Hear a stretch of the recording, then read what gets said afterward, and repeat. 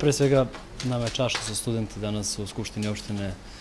Palilula. Mi smo pokrenuli, da kažemo, akciju i zaista nešto divno za studente, to jeste Indeksom u Beč, to je putovanje za najbolje studente sa naše teritorije i oni će obići 3 države, Austriju, Slovačku i Mađarsku, gde će se družiti i nadam se da će biti primereno vladanje na tom druženju. Mi ćemo nastaviti ovakve projekte, smatramo da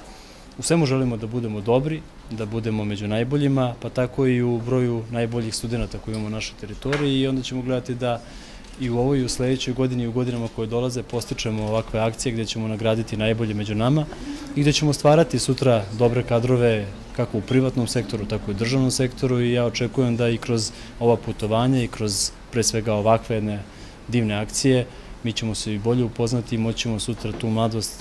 potencijal i energiju koju je država ulagala i da na najbolji mogući način iskoristimo. Znači, još jedan put ponavljam, Indeksom u Beč, to je akcija opštine Palilula, 65 najboljih studenta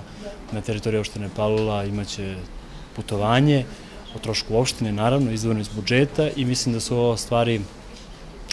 za koje uvek treba da imamo novca kako bismo posticali naše najbolje među nama da budu još bolji u budućnosti.